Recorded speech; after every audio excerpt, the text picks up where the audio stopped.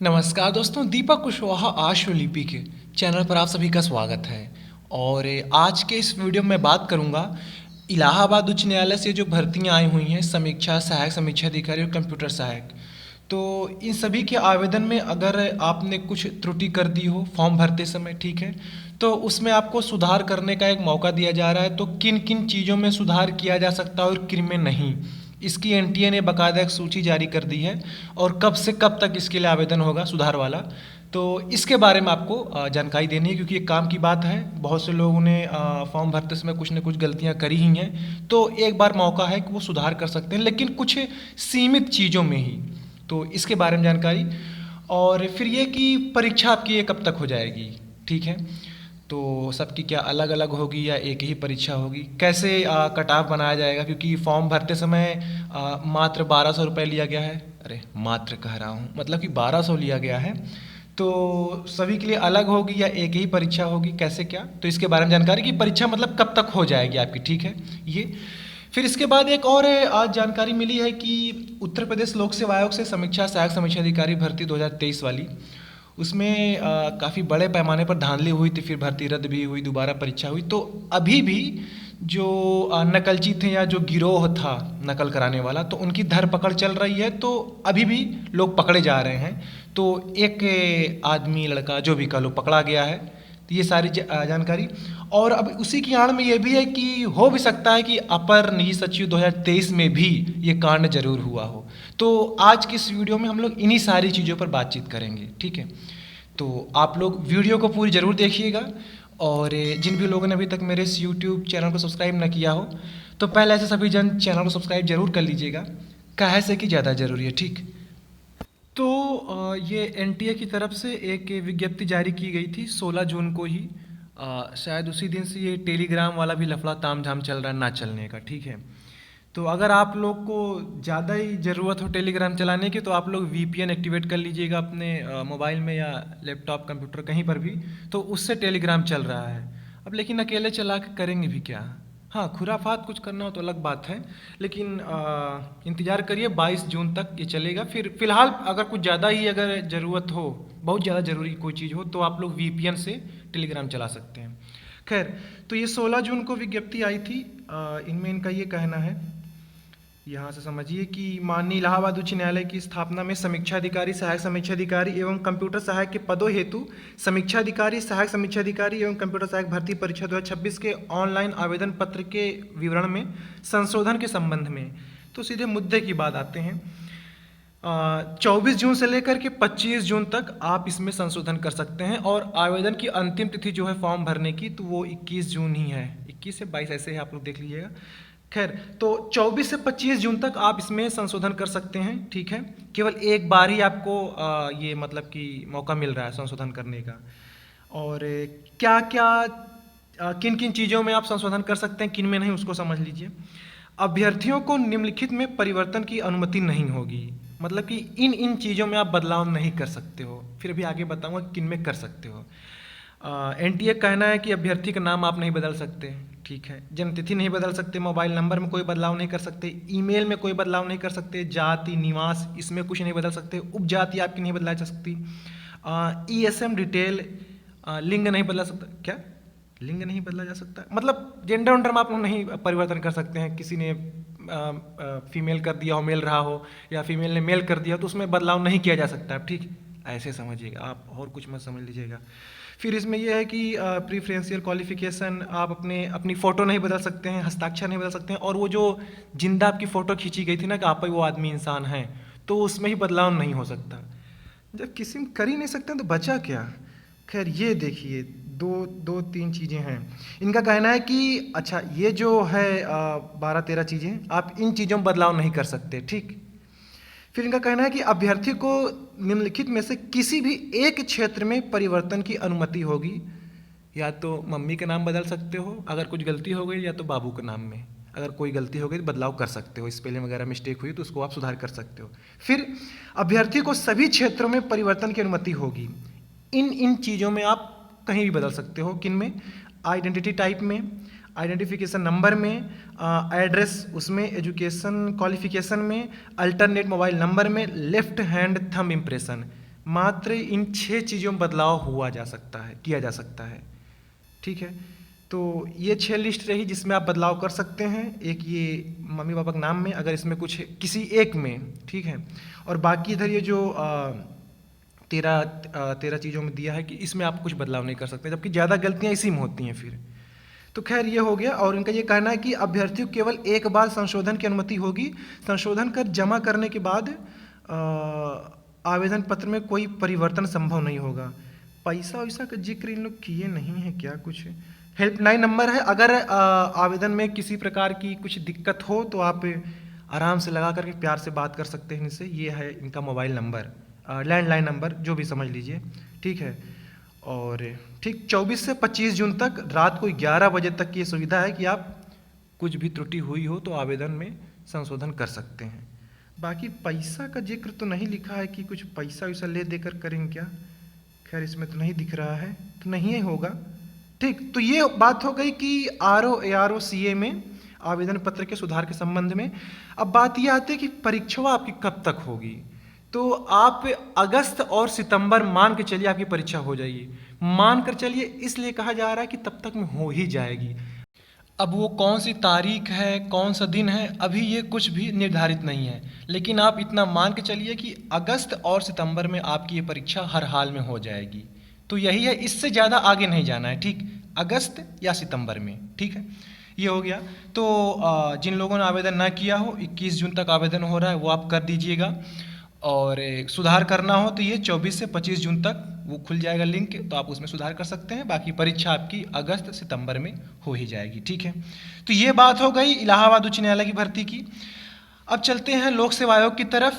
आज के अखबार में एक खबर छपी हुई है कि सहायक समीक्षा अधिकारी भर्ती 2023 उसमें धरपकड़ की गई है। तो कौन पकड़ा गया है, क्या कुछ मामला है, उसको समझ लीजिए। ठीक, तो ये आज का दैनिक जागरण अखबार है, उसमें खबर छपी है कि यहाँ से देखिए, RO परीक्षा पेपर लीक में वांछित एक और अभियुक्त गिरफ्तार। सहायक समीक्षा अधिकारी परीक्षा का पेपर लीक कराने के मामले में वांछित चल रहे आलोक मिश्रा को स्पेशल टास्क फोर्स यानी कि STF की लखनऊ टीम ने दबोच लिया है। अभियुक्त आलोक मिश्रा पुत्र संजय मिश्रा मूल रूप से बाबू रायपुर जंगीपुर गाजीपुर का निवासी है। पिछले 2 साल से वह मऊ जिले के कोतवाली क्षेत्र के नई बस्ती मोहल्ले में रह रहा था। मतलब कि 2 साल से पुलिस उसके पीछे पड़ी हुई थी, STF वाले पड़े हुए थे। वही है ना कि कुछ लोग बिल में छिपे हुए हैं अभी भी, चाहे कोई भर्ती हो, अभी भी ऐसे बहुत से लोग छिपे हैं। तो मतलब कि अगर पुलिस लग गई पकड़ने में, क्या पकड़ना ही पकड़ना, तब तो फिर ये लो 2 साल बाद देखो आज ही पकड़ा गया है। ने बताया कि गुरुवार को वांछित अभियुक्त आलोक को मऊ से गिरफ्तार करके थाना सिविल लाइंस प्रयागराज में दाखिल किया गया। पूछताछ में आलोक ने बताया कि उसने RO/ARO का फॉर्म भरा था, मतलब ये भी भरा था। ठीक है, गाजीपुर निवासी उसके बहनोई कृष्णा पांडे ने भी फॉर्म भरा था। बहुत सही। परीक्षा से 2 सप्ताह पहले वाराणसी रेलवे स्टेशन के पास अमरजीत शर्मा नामक व्यक्ति से मुलाकात हुई थी। उसने 12-12 लाख रुपए मांगते हुए पेपर उपलब्ध कराने की बात कही। बताओ साला, हमको आज तक कोनो नहीं मिला, न बस अड्डे पर, न चौराहे पर, न रेलगाड़ी में। कहानी देखो, वाराणसी रेलवे स्टेशन के पास अमरजीत शर्मा नाम का कोई आदमी मिला। उसने बोला कि मैं तुमको RO बना दूंगा, पेपर दूंगा, 12-12 लाख लेकर आओ। ठीक है, पेपर उपलब्ध कराने की बात कही। नौकरी के लालच में दोनों ने 3-3 लाख रुपए एडवांस दिए। फिर अमरजीत ने मार्कशीट ब्लैंक चेक लेते हुए भोपाल बुलाया। वहाँ सुभाष प्रकाश विवेक उपाध्याय ने होटल पैलेस आनंद में पेपर पढ़वाया। देखो, पेपर पढ़वाया बाकायदा, एकदम जिंदा हाथ में, देख लो, पढ़ लो, टॉप कर जाओ। परीक्षा देने पर पता चला कि जो प्रश्न पढ़वाए थे वही आए थे। ये भी कबूल लिया, ऐसा नहीं था कि अरे गलत हो गया ना, जो पढ़वाया गया था हूबहू वही आया है। अब लिंक है तगड़ा तभी तो। इसके बाद पता चला कि पेपर आउट हो गया, परीक्षा रद्द हो गई है। अब ये तो खैर इसके ऊपर वाला भी नहीं पकड़ा गया आदमी, मतलब कि वो जो अभिजीत शर्मा जिसकी बात हो रही, अभी वो नहीं पकड़ा गया है। उसके जो बीच वाला था, ये आलोक मिश्रा, ये पकड़ाया है। ठीक है, तो ये तो कहानी हुई है इसमें। ऐसे बहुत से लोग होंगे, कुछ पकड़े गए हैं, कुछ अभी और पकड़े जाए, कुछ बिल में छुपे हुए हैं। STF लगी हुई है, समय समय के हिसाब से परत ये खुलेगी, अभी कुछ और लोग पकड़े जाएंगे। अब बात ये आती है कि जब ये आर ओ वाली परीक्षा हुई थी 2023 में, इसी के ठीक 1 महीना पहले, शायद फरवरी में हुई थी क्या, आर ओ फरवरी मार्च, ठीक से ध्यान नहीं आ रहा है, 2024 में हुई थी परीक्षा। तो उसी के 7 जनवरी 2024 को अपर निजी सचिव 2023 की भी परीक्षा हुई थी, आपको ध्यान होगा। जिन जिन परीक्षा केंद्रों पर आर ओ का पेपर हुआ था, उसी केंद्र पर एपीएस की भी परीक्षा हुई थी। अब ये ससुर हो ही नहीं सकता है कि आर ओ में अगर जुगाड़ हुआ हो तो एपीएस ना हुआ हो। ओका छोड़ दो भैया, रहा दो, हम मना कराएंगे, आओ इधर देखते हैं। तो ऐसा तो नहीं हुआ होगा। आइए कुछ और चीज़ देख लीजिए एपीएस के बारे में भी। ये 8 जनवरी 2024 के अखबार की कटिंग है और संभवतः ये हिंदुस्तान है या अमर उजाला का है। लिखा है कि पप्पू मिश्रा जी ने पास कराने का लिया था ठेका। ब्लूटूथ एपीएस के बारे में बता रहा हूँ। ब्लूटूथ डिवाइस की मदद से एपीएस भर्ती परीक्षा में नकल कराने वाले रैकेट का भी पर्दाफाश नहीं हुआ है। पुलिस ब्लूटूथ डिवाइस के साथ पकड़े गए अभ्यर्थियों से पूछताछ के बाद इस गैंग का पता लगाने में जुटी है। हालांकि पता नहीं मामला दब गया है, शांत है, कुछ कहा नहीं जा सकता, लेकिन एपीएस में जो सरगना थे, जो माफिया थे, वो अभी भी छिपे हुए हैं। हालांकि कुछ निकल के छुटपुट आए हैं लौंडे लपाटी, लेकिन हो सकता है कि रगड़े जाएं वो भी बाद में, ठीक है, वो खैर आगे की बात है। तो इसमें यह है कि इस गैंग का पता लगाने पुलिस जुटी हुई है। शुरुआती बयान के आधार पर दावा किया जा रहा है कि बिहार का गैंग नकल करा रहा था और इससे पूर्व के परीक्षाओं में भी बिहार के सालवर गैंग। एपीएस की परीक्षा में पकड़े गए जितेंद्र पटेल और सचिन पटेल, दोनों गंगापार इलाके के रहने वाले, मतलब मेरे इलाहाबाद के, ठीक है। दोनों को एक ही गैंग ने नकल कराने का ठेका लिया था या अलग अलग गैंग से जुड़े थे, यह पुलिस की तफ्तीश के बाद पता चलेगा। जितेंद्र पटेल ने पुलिस को शुरुआती बयान में बताया कि परीक्षा से एक दिन पहले ही उसकी बिहार के पप्पू नाम के व्यक्ति से मुलाकात हुई थी। उसने परीक्षा पास कराने के लिए डील किया था। 1 लाख रुपए एडवांस लेकर ब्लूटूथ डिवाइस दी गई थी, बाकी रकम परीक्षा पास होने के बाद देनी थी। पुलिस पप्पू के बारे में अब जानकारी एकत्र कर रही है। इसी तरह सिविल लाइन्स में पकड़े गए, मतलब इलाहाबाद में ही, सचिन ने बताया कि 5 लाख रुपया में परीक्षा पास कराने का सौदा हुआ था। किसी मिश्रा जी से संपर्क किया था, बदले में 50,000 रुपया एडवांस दिया गया था। उसी के माध्यम से उसे फ़ोन पर आंसर बताया जा रहा था, फ़ोन पर। अब देखो, कोई पेपर ऊपर लीक कराता है या कोई ये सब कांड करते हैं ना, तो कोई 1-2 लोग के लिए नहीं करते हैं। इनके पीछे जरूर संख्या काफ़ी बड़ी होगी, 25, 50, 100, 200 ऐसे, या ना 100, 200, 25, 50, क्योंकि अब एक ठू बड़े कोनो का इतना वो करेगा, या 12 लाख में, या कितने में डील हुई थी इसकी, कह रहा 1 लाख में या 50,000 जो भी है, या उधर आर ओ की बात करें तो कोई 1-2 लोग के लिए पेपर ऊपर नहीं निकालता है। ये काफ़ी बड़े रैकेट चलते हैं, इनके पीछे काफ़ी 20, 25, 50, 100 की संख्या में लोग होते हैं, ठीक है। तो अब ये तो केवल 2 की ही बात हुई है, ये जो एक जितेंद्र पटेल, सचिन पटेल, तो इनकी बात है। हो सकता है ऐसे भी और हों। अब एपीएस का मामला इसलिए नहीं उठ पाया या हाईलाइट नहीं हो पाया क्योंकि फॉर्म 1 लाख कुछ लोगों ने भरा था, परीक्षा 49,000 कुछ लोगों ने दी थी, स्किल 4,000 लोग ही पास हुए थे। अब इसी 50,000 में से बात ये थी कि हो सकता है कि इनके ब्लूटूथ पर जो दिया गया हो तो उतना फैलाया ना गया हो, अपने पास ही बैठा कर रटवाया गया हो, या व्हाट्सएप पे भेजा गया हो तो पास में ही बैठा कर रटवाया गया हो, ये सारी चीज़ें। तो एपीएस में हल्ला नहीं हो पाया था, तो बड़ा शांति से काम हुआ। और अभी भी इसमें लोग छिपे हुए हैं। हालांकि भर्ती ये पूरी हो चुकी, खत्म हो चुकी है, कुछ होना हवाना उसमें नहीं है। आयोग ने कैरी फॉरवर्ड कर दिया है, मतलब कि अग्रनीत कर दिया गया है, अग्रनीत, ठीक है। वो आयोग के पास से अब इस भर्ती में कुछ रह नहीं गया है। जिन जिन संबंधित विभागों की भर्तियां थीं, तो वहाँ के जो संबंधित उच्च अधिकारी थे उन्होंने अध्याचन वापस ले लिया है, फाइल बंद हो चुकी है। तो अब फिलहाल कुछ होना नहीं है। बाकी जो कुछ कर रहे हैं वो अलग बात है, करते रहें अपनी तसल्ली के लिए। तो कहने मतलब ये है कि अभी भी इसमें कुछ लोग छिपे हुए हैं, जो जुगाड़िया थे, नकलची थे, जो भी कह लीजिए, ठीक है। कुछ निकल के सामने आए भी, ठीक है, आए बीच बीच में, लेकिन हो सकता है कि अब फिर से अंडरग्राउंड होने का समय आए। और आपको जानकारी ये देनी है कि जैसे कि आपका पुलिस महकमे में, शासन प्रशासन में कहीं अच्छी खासी पकड़ हो या कहीं आपकी बनती हो, जैसे एसआई स्टेनो अगर कोई हो, तो अगर आपकी कप्तान के साथ अच्छी खासी बन रही हो तो एक ज़रा चर्चा छेड़ दीजिएगा। कि साहब ये जो लोग पकड़े जा रहे हैं RO 2023 में, जैसे कि ये हो गया एक और पिछले साल कोई मिश्रा या तिवारी ऐसे कुछ लोग पकड़े गए थे, तो जरा एक बार उनसे बात छेड़ो, जहाँ भी जेल में हो या कहीं भी हो, छेड़ो ये बात कि क्या APS की आई थी, इसमें भी तुम लोग हाथ पैर लगाए थे क्या कुछ? तो आप देखना, मैं दावे से कह रहा हूँ वो सब कबूलेंगे। जब STF मारती है ना, बाप रे, जब पुलिस वाले मारते हैं तो फिर सारे कांड जीवन के याद आ जाते हैं, जब से आदमी पैदा हुआ तब से। हाँ हाँ, पैदा हुआ जब से ना, जब से धरती पर गिरा तब से उसको उसके सारे कांड याद आते हैं कि हाँ मैंने ये किया था, ऐसा किया था, सब कबूलते हैं। तो अगर एक बार इन लोगों से पूछा जाए, ये जो RO पकड़े जा रहे हैं, पक्का ये APS का भी नाम लेंगे, तब फिर पर्दाफाश होगा कि हाँ ये ब्लूटूथ किसको किसको लगाए थे, कौन काने में खोस से गया था, किसको मोबाइल में दिए थे, कैसे ये सेंटर पे कराए थे, सारी परत दर परत खुलती जाएगी। तो अगर पुलिस महकमे में आपका कोई अच्छा खासा जानकार हो, या आप SI स्टेनो हो, आपके कप्तान के साथ आपकी अच्छी खासी बन रही हो, या ठीक है मतलब पुलिस विभाग में आपका हो कुछ अच्छा खासा, तो आप चर्चा जरूर करवाइए आप लोग।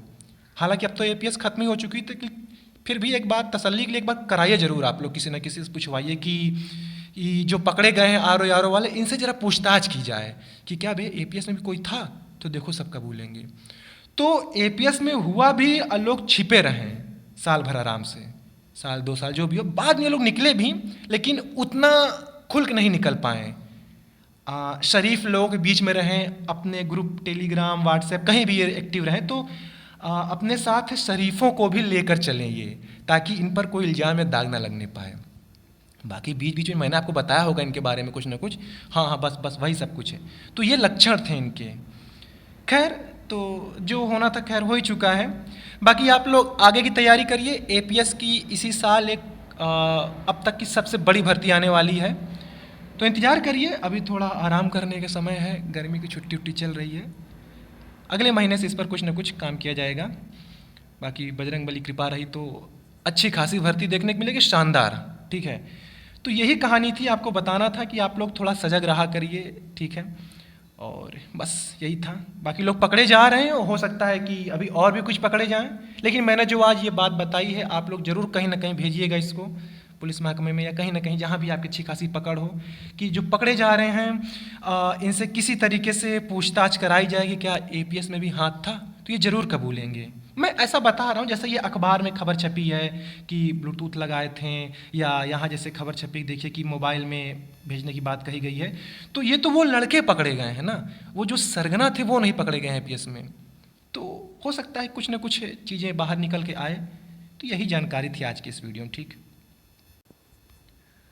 और जिसमें कम लोग रहते हैं तो आप समझ ही सकते हैं उतना मामला हाईलाइट नहीं हो पाता है। RO एक बड़ी परीक्षा है, इसमें जो स्टूडेंट हैं इनके में एकता काफ़ी है, यूनिटी है। APS OPS कुछ खास है नहीं इन लोगों में, ठीक। तो जो किया पाया अपना रखा रहा, इंतजार किया, चलो रिजल्ट आएगा देखा जाएगा। खैर, जैसी करनी वैसी भरनी, क्या ही किया जा सकता है।